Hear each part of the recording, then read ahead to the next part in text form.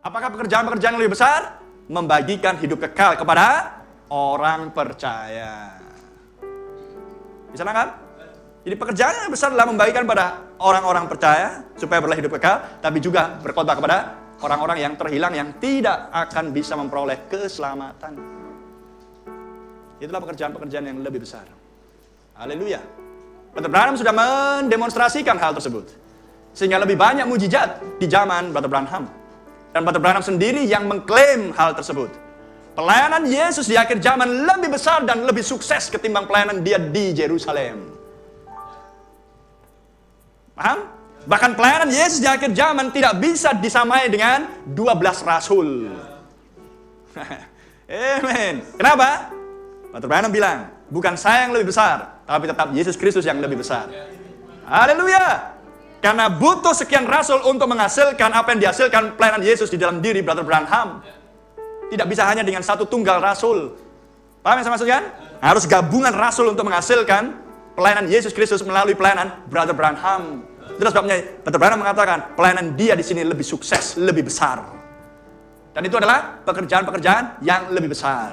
Haleluya. Dan kemudian menghasilkan mempelai wanita. Dan sekarang apa yang dilakukan oleh mempelai wanita? Melanjutkan pekerjaan-pekerjaan yang lebih besar untuk mencari nama yang terakhir.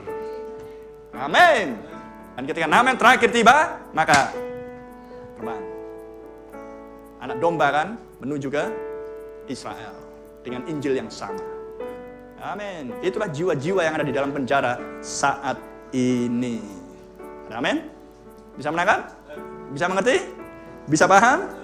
PR untuk saudara pelajari dan lebih dalam lagi. Supaya Anda betul-betul memiliki pemahaman yang clear, yang jelas. Haleluya. Karena kita hidup di masanya peniruan, seperti Nabi katakan. Banyak peniruan di situ. Kita hidup di masanya penyesatan yang sangat. Dan tidak bisa dielakkan. Tidak bisa dielakkan. Dan ingat, segala sesuatunya jawaban harus ada di dalam nas kitab suci. Sebagian orang percaya bahwa pelayanan malaikat yang ketujuh akan tampil lagi untuk membuka yang meterai ketujuh. Apakah ada nasnya di sini? Tidak ada.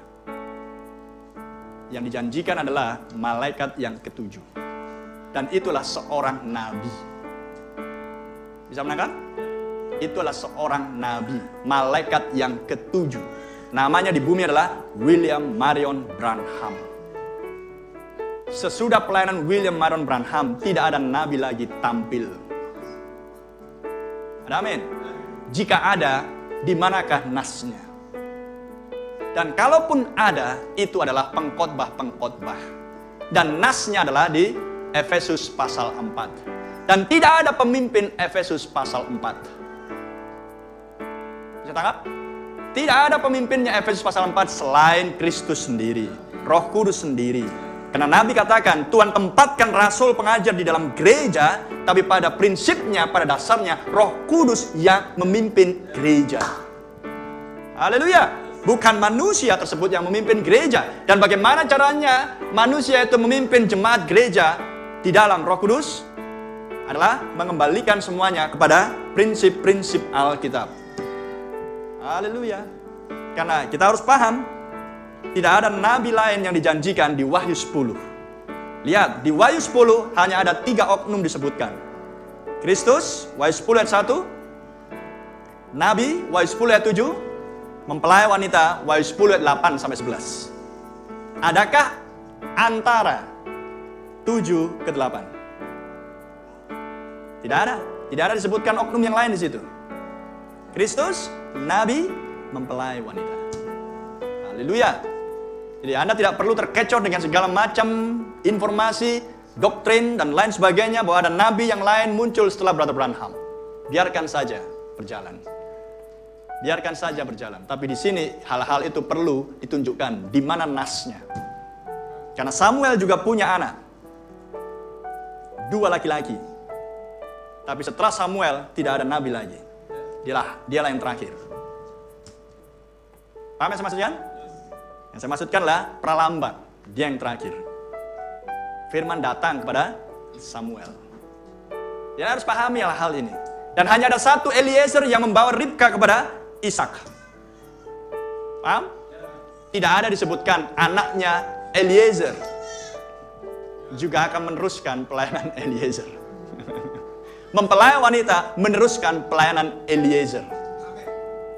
Dan hanya ada satu kepala penyabitnya Boas, di ladang Boas. Dan tidak disebutkan anaknya kepala penyabit. Bisa menangkap? Ya. Hal ini saya sampaikan karena banyak beredar di YouTube sekarang, di internet, tentang kabar-kabar yang bagi saya kurang sedap. Atau tepatnya, kurang alkitabiah.